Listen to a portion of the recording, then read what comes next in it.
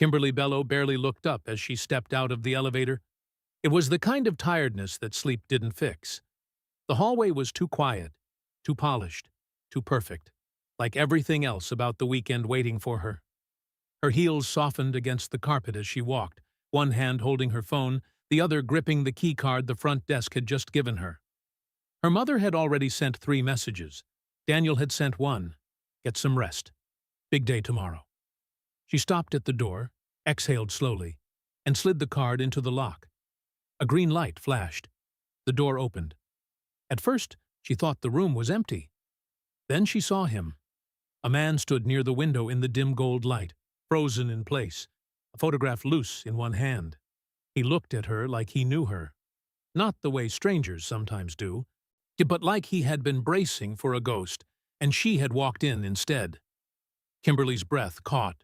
For one strange second, neither of them spoke. Then, in a low, steady voice, he said, "You're in the wrong room." She should have apologized, backed out, closed the door, blamed the front desk, and never thought about it again. But her eyes dropped to the photograph in his hand, and her whole body went still. She knew that face.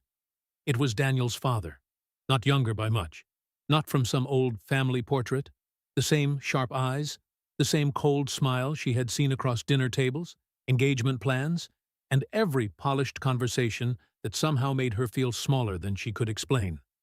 Her fingers tightened around the door handle. The man saw the recognition on her face. She saw something shift in his. And suddenly, the wrong room did not feel like a mistake at all. From the outside, Kimberly Bello looked exactly like a woman stepping into the best weekend of her life. She arrived at the hotel in a cream dress that made her mother smile and a quiet expression she had perfected over the years. People called her graceful, reliable, lucky. She had a steady career, a fiancé with the right last name, and 2 families already speaking about the future as if it had been signed and sealed. Everything about her life looked settled. That was the problem.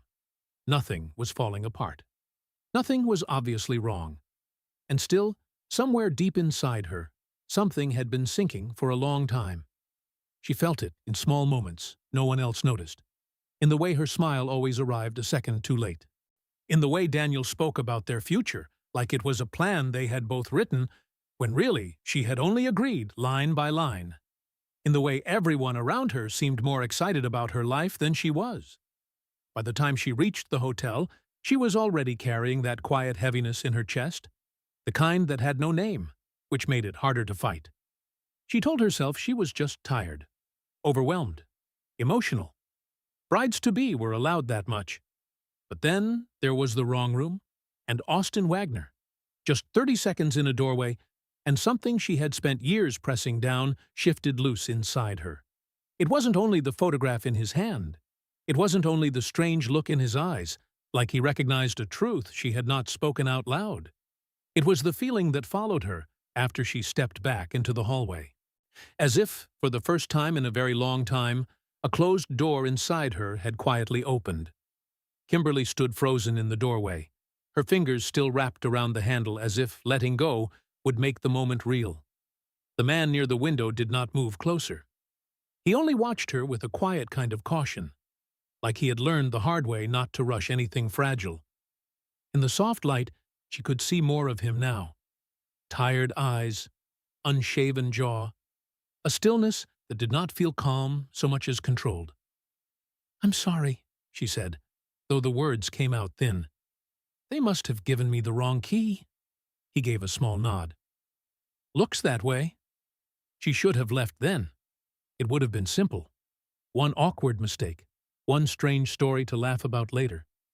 But as she stepped back, her eyes caught on something sitting near the edge of the bedside table. A sealed envelope. Her breath stopped. She turned just enough to read the name written across the front. Richard Cole, Daniel's father. For a second, the room seemed to tilt. The gold light, the silence, the stranger standing there with that unreadable expression. None of it felt harmless anymore. Her hand trembled. The man noticed. Of course he noticed. His gaze flicked to the letter, then back to her face, and something in his own expression tightened, as if a line had just been crossed without either of them meaning to cross it. Kimberly took another step into the hallway. "I really am sorry," she said again. But now the apology sounded different, smaller, less certain. He said nothing this time. She pulled the door shut between them. But the image stayed with her. The envelope, the name, the feeling in her chest. At the end of the corridor, she stopped and looked down at the keycard in her hand like it might explain something. It was probably nothing. A business matter. A coincidence. A reason that would make perfect sense once someone said it out loud. But deep down, she already knew. It meant something. Kimberly told herself she would forget him by morning. But the next day, the hotel lobby gave him back to her. She saw Austin Wagner near the far windows just after noon, standing alone with a coffee untouched in his hand. In daylight, he looked less like a shadow, and more like a man who had taught himself how to disappear in plain sight. His eyes moved once across the room, landed on her for half a second, then shifted away. But before Kimberly could decide whether to walk over, the glass doors opened, and Daniel's family swept into the lobby in a rush of voices, perfume, and expensive smiles. And Austin was gone. It happened so fast she almost thought she imagined it. 1 second he was there. The next, the space by the window was empty. "Kimberly." Daniel kissed her cheek like nothing in the world had ever been uncertain. "You okay?" She nodded too quickly. "Yeah, just tired." All afternoon, the feeling stayed with her. Later, while Daniel was pulled into drinks with his father and her mother was busy adjusting flowers no one needed adjusted, Kimberly sat alone in the hotel cafe and did the one thing she knew she should not do. She searched Austin Wagner's name. It didn't take long. A few old articles, a headline about a legal dispute. Words like investigation, misconduct, financial damage. His name was there beside Richard Cole's, but the story felt thin, like it had been sanded down until nothing sharp remained. Austin was painted as unstable. Richard was quoted as calm, respected, cooperative. It was all too neat, too finished. It felt rehearsed. Kimberly stared at the screen, uneasy. When she finally looked up, Austin was standing a few feet away. She hadn't heard him approach. For a moment, neither of them spoke. The noise of the lobby carried around them, soft and distant. Then he glanced at the phone in her hand and said, "Careful what version you believe." Kimberly swallowed. "So it's not true." His face did not change. "Some of it is." That answer unsettled her more than a denial would have. He looked toward the bar where Daniel's family laughed under warm lights, then back at her. Not every clean family has clean hands," he said quietly. And then he walked away. That night, Kimberly lay awake in the dark, staring at the ceiling, hearing the words again and again. Not every clean family has clean hands. For the first time since arriving, sleep did not just feel far away. It felt impossible. By sunset, the hotel had turned into a stage. Every corner glowed. Glasses clinked. Soft music floated through the ballroom, while people Kimberly barely knew smiled at her like they had always been part of her life. She stood beside Daniel, dressed exactly the way everyone expected, and tried to ignore the strange distance growing inside her. It started small. Daniel corrected the way she told a story at dinner, laughing as he did it. "That's not how it happened, Kim." His hand touched the small of her back, not gentle enough for the room to call it affection. "You always mix up the details." A few people laughed. Kimberly smiled too, because that was easier. Later, when she mentioned wanting a quieter ceremony, Daniel answered for her before she could finish. "She says that now, but trust me, she'll want the full thing once she sees it." Then he turned to his mother and kept talking as if Kimberly had already agreed. She stood there with her drink in her hand, listening to her own life being arranged in front of her, and for the first time, it didn't feel normal. It felt unbearable. She began noticing everything. The way Daniel filled silence before she could speak. The way he made choices sound shared when they were never really hers. The way everyone around them praised him for being confident, decisive, strong. But by the time the room grew too warm and too loud, Kimberly slipped out onto the terrace just to breathe. Austin was already there. He stood near the railing, jacket off, sleeves rolled once at the wrist, staring out at the city lights below. He turned when he heard the door, but he didn't seem surprised to see her. "Escaping?" he asked. Kimberly let out a tired breath. "Something like that." He nodded, like that was enough. And somehow, that was the thing that undid her. He didn't push, didn't fill the silence, didn't ask the kind of questions people ask just to hear themselves answer them. He just stood there and let the quiet stay quiet. After a moment, Kimberly said softly, "Do you ever get tired of being told what should make you happy?" Austin looked at her then, really looked at her. "Yes," he said. Nothing more. But it was honest, simple, real. Kimberly stared out at the city, her throat tight for reasons she could not explain. Standing next to him, with the music muffled behind the glass, she realized something that made her chest ache. She had forgotten what it felt like to be listened to, and now that she remembered, she didn't know how to go back. Austin did not tell her everything at once. It came in pieces. Later that night, after the music faded and most of the guests had disappeared behind closed hotel doors, Kimberly found him in a quiet lounge near the back staircase. No crowd, no polished smiles, just low light, empty chairs, and the sound of rain beginning against the windows. He looked tired, like the truth had weight. "I was engaged," he said, staring at the glass in his hand. Her name was Nora. Kimberly said nothing. She knew better now than to rush him. Austin gave a small, broken laugh that didn't sound like laughter at all. She believed people meant well, even when they didn't. He told her Nora had worked for a company tied to Richard Cole's business. Smart, careful. The kind of person who noticed things other people hoped would stay buried. Missing funds, false reports, dangerous shortcuts hidden behind clean numbers and confident meetings. She found enough to become a problem. At first, they told her to stay quiet. Then they made promises. Then they made threats. Kimberly felt her stomach tighten. When she tried to come forward, Austin said, they buried it before it could reach daylight. His jaw hardened, and when the pressure got too heavy, everyone called what happened after an accident bad timing, stress, tragic, but nobody's fault. But Austin knew better. Nora's death had not come from one single moment. It came from a chain of choices. Greed, silence, protection. The kind made in boardrooms by people who still went home and slept at night. Richard Cole had helped make it disappear. And Daniel had known enough to say nothing. Kimberly went still. The room felt colder now. "All this time?" she whispered. Austin looked at her then, his eyes full of the kind of pain that had lived too long without a place to go. "I tried to bring it out without letting it destroy what was left of me. Some days I'm not sure I managed either." Kimberly thought of Daniel's calm voice, his father's careful smile, the future everyone had wrapped for her like a gift. And suddenly, she saw it for what it was. Not safety, not love, a lie built so well she had almost agreed to live inside it forever. Her chest tightened as the truth settled in. Meeting Austin had looked like a mistake. Now it felt like the first honest thing that had happened to her in years. They left the hotel just after midnight, without planning to. 1 minute, they were standing in the quiet lounge with too many truths between them, and the next, they were outside under a cold sky, walking with no clear direction. The city had gone softer at that hour. Streetlights shimmered on wet pavement.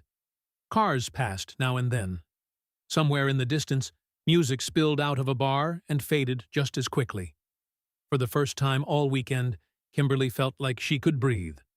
Austin walked beside her with his hands in his coat pockets, never too close, never too far. He did not try to lead. He did not try to fix anything. He just stayed. They talked in pieces at first, about nothing. Then, about everything.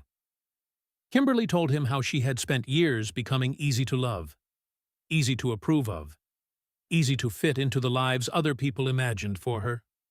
The good daughter, The calm fiancé. The woman who never made a scene. Her voice shook when she said, "I don't think I've ever made a choice that was only mine." Austin looked ahead at the empty street. "That kind of life can make you disappear without anyone noticing." She turned toward him. "You noticed." He was quiet for a moment. "Maybe because I know what it looks like." He told her grief had changed him in ways no one could see. After Nora, he stopped asking life for anything, stopped expecting joy or fairness or even peace. It felt safer not to want too much, he said. No, that way, nothing could be taken again. They kept walking. No flirting, no promises. Just two people telling the truth in the middle of a city that did not know their names. By the time the sky began to pale, they had circled back near the hotel. Dawn stretched across the buildings in thin silver light. Kimberly stopped at the curb and looked at him. Really looked at him, as if trying to hold the moment still. "Tomorrow changes everything," she said. Austin gave a small nod. "Yeah." Neither of them said what came next. They did not need to. What had grown between them was real. Quiet, frightening, undeniable. And as they stood there in the first light of morning, Kimberly understood something that made her heart race. By this time tomorrow, she could lose everything.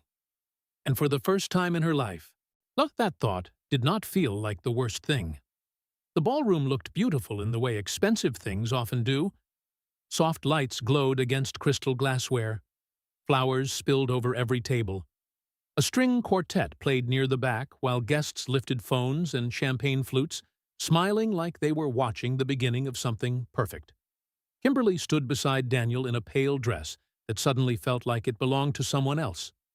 Toasts began. Daniel's mother cried. Her own mother reached for a tissue and laughed through tears. Richard Cole stood with calm confidence, one hand wrapped around his glass, speaking about love, loyalty, and the joining of two strong families. Kimberly felt sick. Then it happened. A voice cut through the room before the applause could finish. Austin. He stood near the entrance, one hand holding a folder, his face pale but steady. The room turned all at once, confusion moving through the crowd like a change in weather. Daniel went rigid beside her. Richard's expression barely changed. "This is not the time." "No," Austin said, his voice carrying farther than it should have. "It's long past time." He opened the folder, a document, a company report, a name, Nora's, dates, internal messages, signatures, proof that warnings had been ignored, that records had been altered, that what happened to her had been buried before anyone outside the company could ask the right questions. And Daniel had known. Kimberly turned toward him slowly. His face had lost its color. "Kim, listen to me. It wasn't like that." But she could see it now. Not just in the papers shaking lightly in Austin's hand. In Daniel's eyes. In the silence of his father. In the way nobody rushed to deny it fast enough. The whole room had gone still. Every eye was on her. Kimberly could hear her own heartbeat. She could feel the weight of her mother's hope, Daniel's panic, Richard's control, the cameras, the guests, the life that had already been chosen for her. She had one moment. One. Daniel reached for her hand. "Don't do this here." Kimberly looked at him, and something inside her finally stopped trembling. "This was done here," she said softly. "Just not in this room." Then she stepped back. The silence that followed was louder than any applause. And in that silence, standing in the center of everything she was supposed to want, Kimberly made the first real choice of her life. Kimberly did not raise her voice. She did not need to. And the room was so quiet now that every breath felt loud, every movement sharp. She looked from Daniel to his father, then out at the faces turned toward her, waiting for her to smooth it over, explain it away, save everyone from the truth standing in the middle of the ballroom. But she was tired of saving people from truth. Her hands were shaking, but her voice was clear. "I can't do this." Her mother made a small sound from somewhere behind her. Daniel stepped forward, his face tight with panic. "Kimberly, Please, not like this. She looked at him for a long moment, at the man she had nearly promised her whole life to, and for the first time, she saw him without the future wrapped around him. I think you've known for a long time how to stand beside silence, she said. I just didn't know I was being asked to stand there, too. No one spoke. Kimberly drew in one slow breath. I won't marry into this, and I won't keep pretending any of this is love. The words landed quietly. Still, they changed everything. Then she took off her ring and placed it on the nearest table beside a half-finished glass of champagne. No drama. No shaking hands thrown to the floor. Just a choice, made fully awake. And then she walked. Not toward Austin. Past him. Past the staring guests, the flowers, the cameras, the life that had been arranged for her so carefully she had almost mistaken it for her own. She walked out of the ballroom alone, with tears in her eyes and something new rising underneath them. Relief. The weeks that followed were messy.